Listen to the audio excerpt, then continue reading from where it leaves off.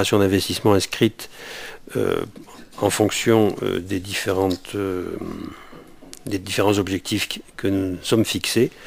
Donc avec les aires d'accueil des gens du voyage, fixés nous-mêmes ou qu'on nous a obligés à réaliser.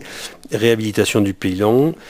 Pour ce qui est de l'entretien et équipement des bâtiments, vous avez un petit encart qui reprend ces investissements, notamment au niveau du théâtre, des crèches communautaires, des ravalements de façades et toitures du siège, des offices du tourisme, le conservatoire, Altipolis, résidence des travailleurs saisonniers et maison de la géologie. Répartition de ces opérations d'investissement qui sont prévues en 2019 et qu'on a ventilées par pôle de compétences. Donc ça, vous avez un petit camembert qui vous reprend tout ça. On passe donc ensuite au budget assainissement. Donc le fonctionnement à hauteur d'1 846 600,91 €. Des dépenses pour 1 206 000, des recettes pour 1 300 000, des résultats excédentaires anciens donc de 538 000, ce qui nous permet de virer à la section de fonctionnement 640 600,91 €.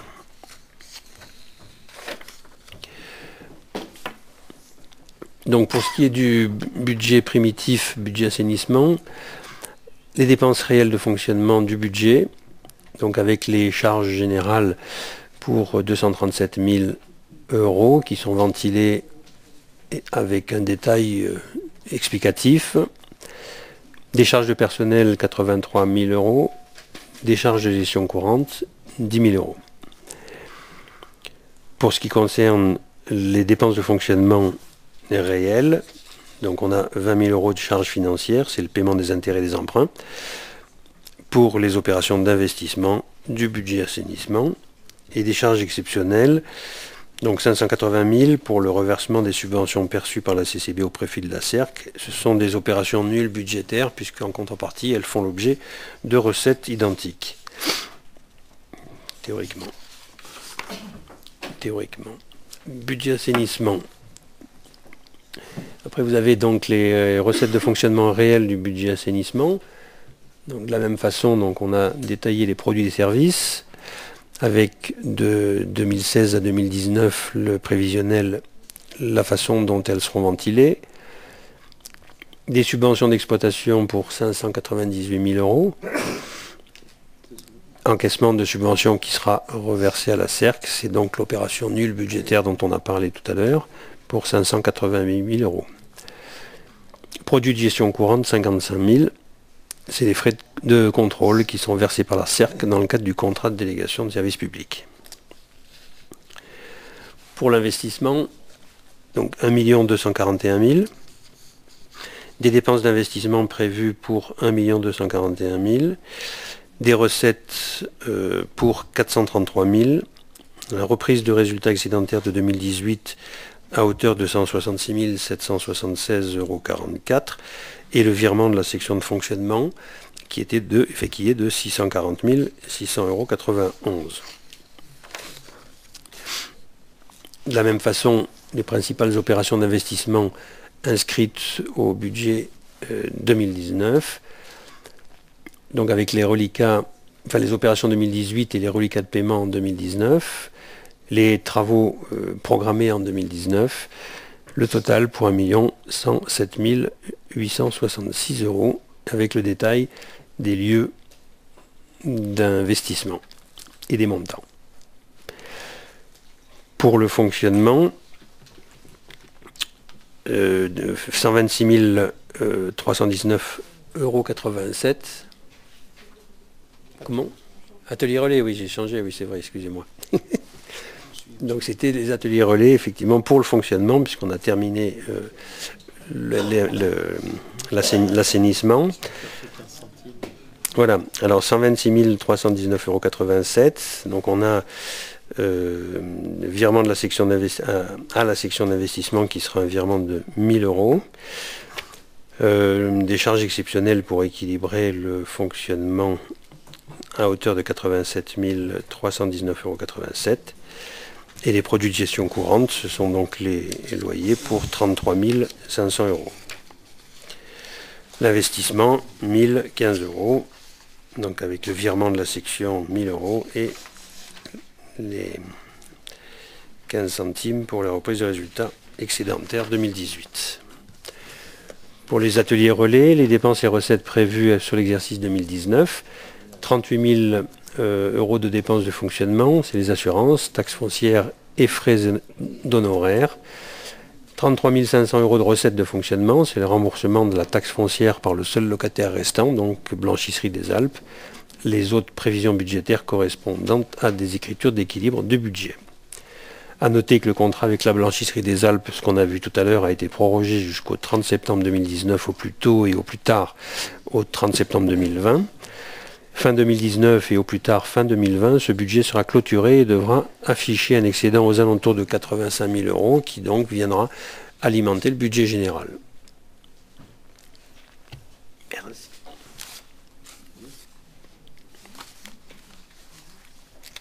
Très bien. Merci beaucoup. Je tenais d'ailleurs aussi à remercier les services pour l'excellent travail de la présentation qui est très claire. Tout à fait. Pédagogique, qui permet de bien suivre la réalité budgétaire telle que nous allons.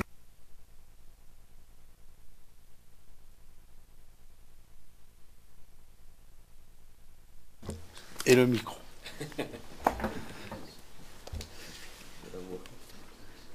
Y a-t-il des questions sur ce budget? Je vous en prie. Un petit éclaircissement sur le budget des ateliers relais sur les charges exceptionnelles à hauteur de 87 000 €.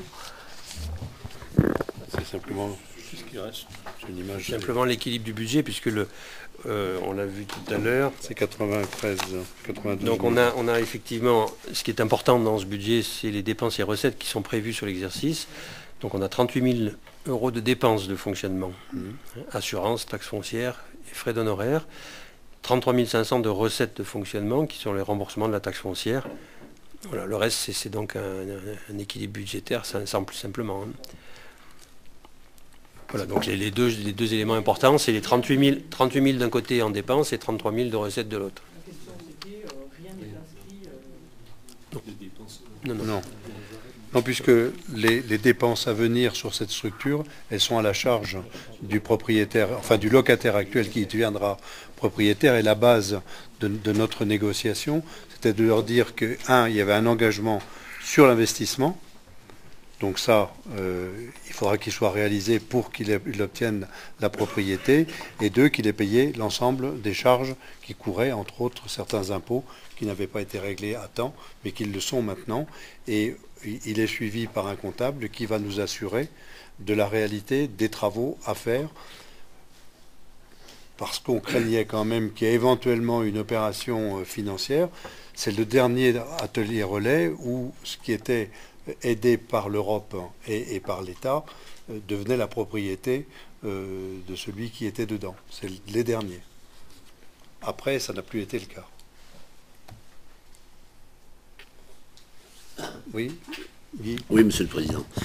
Première observation, ce sont des remerciements pour avoir bien voulu inscrire au budget la déconnexion de la steppe des Alberts, dont vous saviez, et vous savez depuis longtemps, toutes les nuisances qu'elle causait à la fois à l'environnement, aux habitants et aux usagers du ski de fond.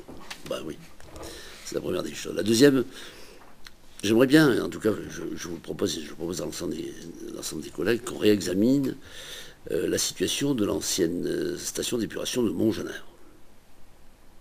Pourquoi? Parce que la commune projette d'y installer des services techniques, mais qui soient des vrais services techniques, d'autant plus que personne n'ignore que vraisemblablement la mairie va s'installer dans l'ancienne gendarmerie. Et on peut considérer que le terrain est notre propriété. La steppe, je ne sais pas qui l'appartient. Dans tous les cas, la déconstruction, c'est... À la Cercle, non? C'est pas la Cercle? Non, pas propriétaire. Je l'entends, j'ai déjà argumenté, pardonnez-moi, en disant que la communauté de communes en avait bénéficié au hasard de la perception d'un certain nombre de taxes et redevances, et la CERC qui a fait son commerce habituel. Et il va sans dire que s'il y a une perspective de déconstruction, nous aimerions, en tout cas les habitants de Montgenèvre, associer l'ensemble de ceux qui en ont bien profité, puisque nous-mêmes nous avons simplement contribué à un service qui permettait que ceux qui se trouvaient en aval voyaient une eau qui leur était distribuée moins polluée. Ah ben, non, mais alors c'est pas la peine de remettre en cause ce qui peut être la vocation même de station d'épuration. Il n'empêche que, Monsieur le Président, je sollicite de votre bienveillante attention la possibilité de réouvrir ce dossier parce qu'on veut s'en débarrasser. Alors tous ensemble, si vous me le proposez, je vous signe parce qu'il faut dépolluer le secteur, c'est en bordure de la Durance. Quel horizon À voir, parce que c'est un coup qui n'empêche personne de voir que les prochaines élections se profilent l'année à venir et que chacun, et nous tous ensemble, devons prévoir un avenir qui, comme on le dit habituellement, conditionne largement ce qui est les conditions de vie de nos enfants. Je ne sais pas si j'ai été clair. Oui, oui, tout à fait. Enfin, moi, je vois pas d'opposition à ce que nous analysions la situation, voir d'abord si la station fonctionne ou ne fonctionne pas correctement. Oui, mais enfin, et après, on va voir effectivement. Aujourd'hui, on fait les Alberts. Il y en a pour 230 000. Hein, je crois que c'est quand même une belle opération. J'ai pris des précautions. Oui, non, mais je te remercie. Donc je pense que vous appréciez la forme et le fond. Et les habitants aussi, et tous ceux, les usagers de la zone, sont parfaitement d'accord avec nous là-dessus. Pour ce qui est du reste, ma foi, il faut voir à qui ça appartient ou pas, et puis qu'on analyse la situation et qu'on voit. Moi, je n'ai pas d'a priori comme ça, ni pour ni contre. Mais je suis prêt à ce qu'on étudie et que les services étudient la situation à la fois propriétaire et autre. Oui. Oui, je pense que le problème des déconstructions de stations est un vrai souci, puisque la station de Montgenèvre n'est pas la seule, puisqu'il y a une vieille station à Val-des-Prés également, qui est dans le même cas, et une à la Vachette également. Je suis content de pouvoir bénéficier autour de cette table d'alliés dont je pense qu'ils seront demain efficaces, objectifs et performants. Ils sont où? Ah ouais. Les doléances sont ouvertes, Monsieur le Président. Bien, mais ça fait des beaux programmes pour l'avenir. Hein, donc, Les doléances sont ouvertes.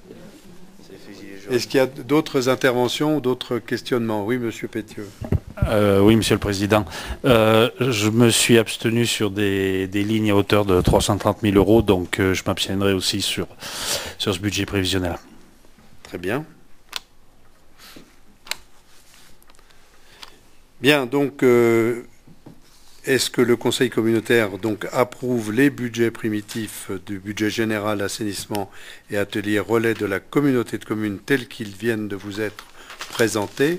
Donc je mets tout ça aux voix, je globalise les trois, à moins que vous souhaitiez qu'on les sépare. On peut? Bon, merci, on globalise, du local au global. Quels sont ceux qui sont contre, qui s'abstiennent? Monsieur Pétieux. Eh bien écoutez, je vous remercie, puisque... Alors, dernière délibération. Ça concerne Les taux. le centre social MJC et ces gens. C'est toi qui rapporte? Les taux de fiscalité. Alors. Ah oui. C'est la numéro 12. C'est qui parle? Olivier, il y a les taux à voter. Alors la délibération suivante concerne les taux de fiscalité. Donc on avait mis en préalable des budgets la stabilité de ces taux. Et le Conseil communautaire est amené à les voter. Donc considérant que depuis 2018, la majoration forfaitaire des bases fiscales repose sur le taux d'inflation, le Conseil communautaire est appelé à décider du maintien ou non des taux d'imposition identiques depuis 2004 comme suit. Taxe d'habitation 7,85%, taxe sur le foncier bâti 2,60%, foncier non bâti 15,43%, Cotisation foncière des entreprises, 28,96%. Et décide du maintien des taux de la taxe d'enlèvement des ordures ménagères pour l'année 2018, identique depuis 2008. Donc si vous en êtes d'accord, à 10,90% pour les zones de perception à taux plein et 5,45% pour les zones de perception à taux réduit. C'est une délibération qui avait été prise en mars 2098 et en octobre 2005. Très bien. Donc, concernant les taux d'imposition tels qu'ils viennent d'être présentés, y a-t-il des remarques?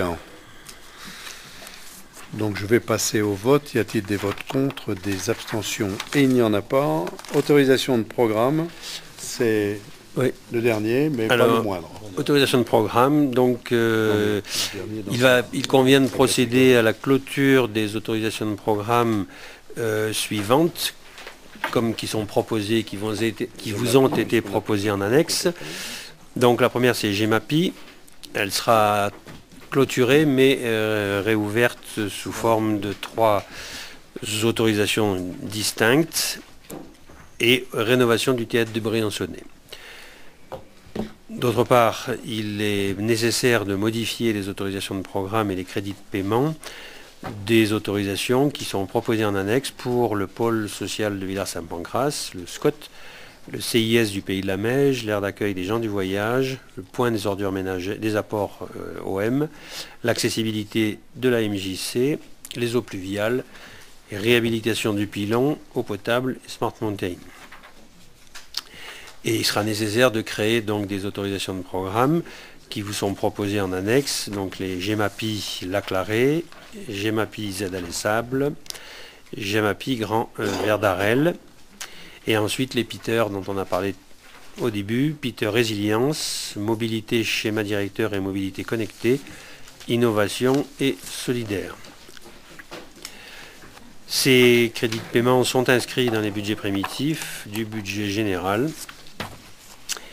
Et il faudra également qu'on autorise le report des crédits de paiement sur l'année N+1 de façon automatique. Est-ce que dans les autorisations de paiement qui vous avaient été fournies en annexe, il y a des remarques particulières ou des demandes particulières? Parce qu'autrement, il s'agit de simplement de constater les autofinancements nécessaires et les évolutions de programmes qui ont pu être imaginées compte tenu du temps qui s'écoule. Très bien. Question? Allez-y. Non.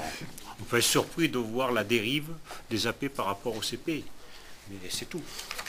C'est-à-dire que les estimations initiales, lorsqu'on nous présente les projets, sont largement sous-dimensionnées par rapport à l'arrivée. C'est tout. Peut-être qu'il faudrait faire un effort à venir pour mieux cibler. Ouais, enfin, il y a deux raisons. Il y a celle-ci, effectivement, parce que l'appréciation est toujours difficile, et puis il y a l'évolution dans le temps qui fait que les choses évoluent, et qu'en contrepartie, on décide d'évolution ou qu'elles nous sont imposées par les augmentations tarifaires, entre autres.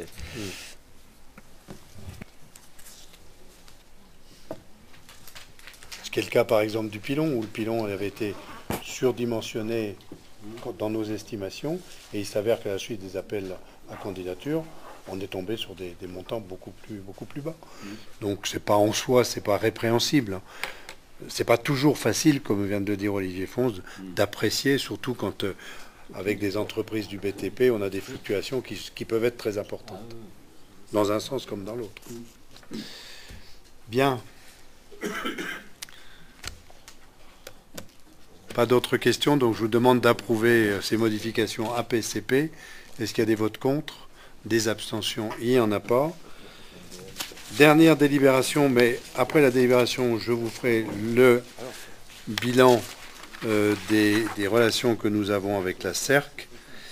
Donc il s'agit pour le Centre social MJC de l'avenant numéro 3 de prolongation de la convention d'objectifs.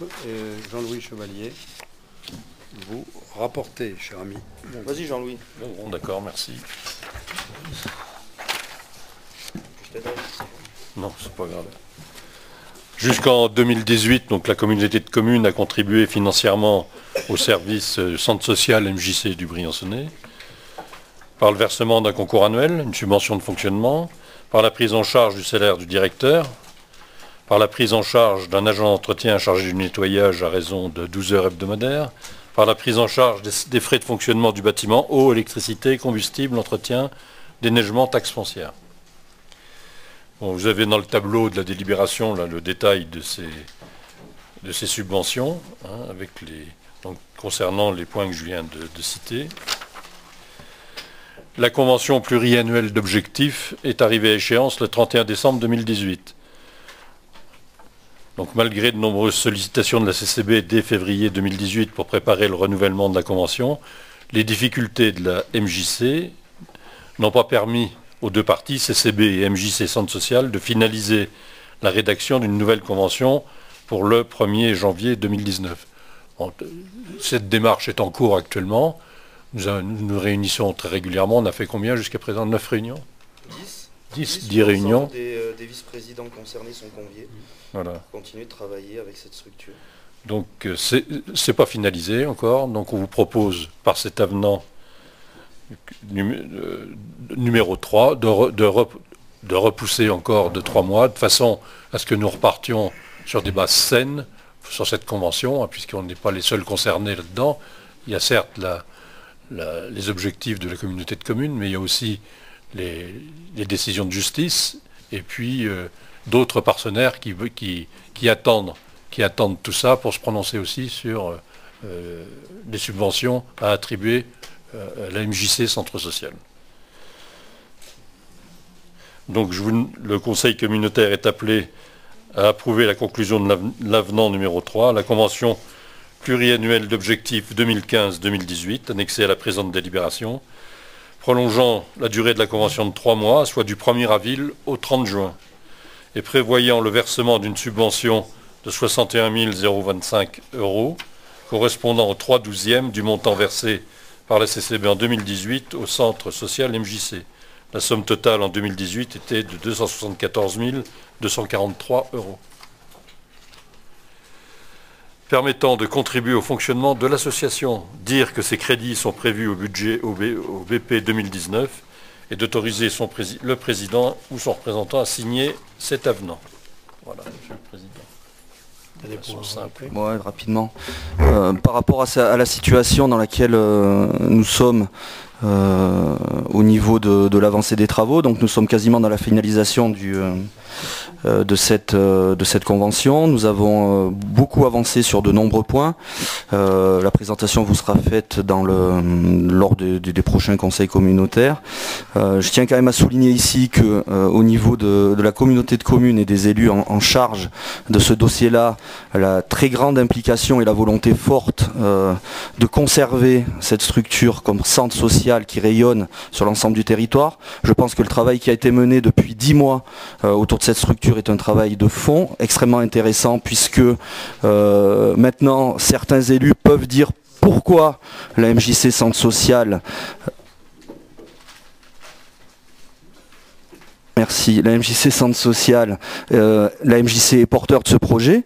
Je ne sais pas si c'était le cas au début des discussions quand nous sommes retrouvés première fois autour de la table. La communauté de communes n'a jamais abandonné cette association, jamais. Nous n'avons pas attendu l'année dernière, nous avons entendu certains organismes qui disaient on va subventionner mais on va voir. On va attendre pour voir. L'année dernière, je vous rappelle que vous avez voté ici à l'unanimité sans voir. Vous avez fait confiance. Et ce lien qu'on a commencé à renouer et à avancer est quelque chose de très fort. Maintenant, nous allons arriver bientôt à la conclusion de cette convention. Et il me semble que il faudra également que l'on soit partenaire sur les actions qui seront menées. Parce que la convention qui va vous être présentée sera une convention qui présentera une fonction qu'on appellera socle et une fonction qui derrière déclinera des actions sur le territoire. Et pour décliner des actions sur le territoire, nous demanderons à chacune des communes de pouvoir se mobiliser pour essayer de proposer aussi à la communauté de communes des actions, puisque le territoire de la communauté de communes et des communes nous permettra d'avancer sur des projets, sur la jeunesse, sur le vieillissement de la population, éventuellement l'ERIC, du moins l'ERIC, l'ancien ERIC, le numérique, puisque là-dessus, des projets vont émerger. Voilà, donc c'est une étape importante pour la communauté de communes aussi du Briançonnais. Très bien, merci. Votre attention. On va voter ce travail, quand même. Hein. Et puis ensuite, je vous présenterai le bilan des dernières actions et des relations que nous avons eues avec la CERC. Donc, concernant la délibération qui vient de vous être présentée et l'avenant de 3 mois pour la MJC, est-ce qu'il y a des interventions? S'il n'y en a pas, je mets la délibération aux voix. Y a-t-il des votes contre, des abstentions? Il n'y en a pas. Donc, comme je m'y étais engagé lors du dernier conseil communautaire, je vous communique les dernières informations concernant notre relation avec la CERC dans le cadre de l'assainissement. Nous avons eu un rendez-vous avec la CERC le 8 mars en présence de M. Madiec, président de la CERC, et de M. Fabre, directeur de secteur, de M. Finn Sevrez, Mme Rice, de Mme Godferno et moi-même pour la collectivité. Le rendez-vous a duré 2 heures. Ça a été un échange ferme, quelquefois viril, mais correct. Nous avons pu exprimer et détailler nos mécontentements quant à la qualité et à l'exploitation du service. Nous avons également rappelé notre refus d'appliquer la clause de révision tarifaire de l'avenant numéro 1, qui, d'une part, annule le risque d'exploitation, mais qui pourtant centrale de toute délégation de service public, qui, d'autre part, engendre une forte augmentation du tarif, alors que les volumes baissent. L'avenant numéro 2 a lui aussi été fortement débattu, tout en rappelant qu'il n'était pas signé, notamment car les clauses financières étaient inacceptables pour les usagers et les contribuables. Inacceptables parce que la part fixe pour les résidences secondaires et les professionnels du tourisme était augmentée fortement, et que d'autre part, nous leur devions 500 000 € au titre des eaux pluviales qui devaient être payées par les communes. Nous avons affirmé l'importance de placer l'usager et le contribuable au centre des négociations, et pour la population pour laquelle la facture d'assainissement et son augmentation n'est pas envisageable à ce stade, surtout pour la même qualité de service rendu qu'actuellement. Je rappelle qu'on a fait un certain nombre de prélèvements en présence d'huissiers. Le dernier a eu lieu lundi dernier. C'est ça. Hein, lundi dernier. Je dois saluer d'ailleurs le travail de Mme Godferno qui s'est rendue à 6h30, même 6h moins le quart, pour être présente à l'ouverture à 6h30, pour faire en présence d'un huissier les prélèvements à la fois au niveau des cuves et en même temps à la sortie de la station. En conclusion de cette réunion, nous avons convenu que nous étions prêts à réouvrir des négociations pour la signature d'un éventuel avenant, mais sous certaines conditions. Et après avoir pris la tâche de nos conseils financiers et juridiques, un courrier qui fixait les conditions préalables et le calendrier de la négociation a été envoyé lundi matin. Alors, la condition numéro 1, c'est obtenir l'intégralité des documents techniques et financiers, comptables que nous demandons depuis plusieurs mois, et ce, avant le 22 mars. La condition numéro 2, suspendre les contentieux le temps des négociations. Le calendrier, c'est que vendredi 22, c'est-à-dire vendredi prochain, réception et analyse des documents de la CERC. Le mardi 9 avril, envoi d'un projet d'avenant à la CERC. Le vendredi 19 avril, retour de la CERC par rapport à ce projet d'avenant. Et le mercredi 30 avril, fin des négociations, 2 possibilités. Signature d'un avenant numéro 2 ou résiliation. Cette décision devra être entérinée au Conseil du communautaire du 11 juin 2019. Voilà pour ce qui est de la relation et des relations que nous avons eues avec la CERC et ses représentants. Dans le même temps, à l'issue de la réunion, nous apprenions que la requête de la CERC relative au titre exécutoire de 60 464,18 € que nous avions envoyé pour application de pénalité de retard pour la construction de la steppe de Névache, la CERC a été condamnée à Alors elle a été condamnée, et d'autre part, elle nous verse 1 500 € pour les frais de justice. Ce qui est quand même pas fréquent. En général, en première instance, le TA ne verse aucune indemnité à quiconque pour les frais de justice. Ce jugement est d'autant plus une bonne nouvelle qu'à l'audience du 12 février, le rapporteur public avait conclu à la décharge des pénalités infligées à la CERC. Pour rappel, la STEP de Névache a été mise en service en juin 2016, soit 32 mois après les autorisations administratives obtenues, dont 18 mois de retard. Ce jugement est exécutoire, même si à appel, donc la CERC est condamnée à nous verser dès à présent 61 964,18 centimes le plus rapidement possible. Voilà où nous en sommes. On vous tiendra au courant au fur et à mesure des relations que nous avons et des négociations que nous avons. Dans les différents courriers qui ont été échangés depuis cette rencontre avec la CERC, on peut dire qu'ils jouent le jeu. Alors, ils n'ont pas encore fourni tous les documents. C'est vendredi qu'on va avoir l'essentiel des documents. Et pour l'instant, il y a, selon le processus que nous avons envisagé avec eux et la méthodologie que nous avons affirmée, il y a un respect de part et d'autre.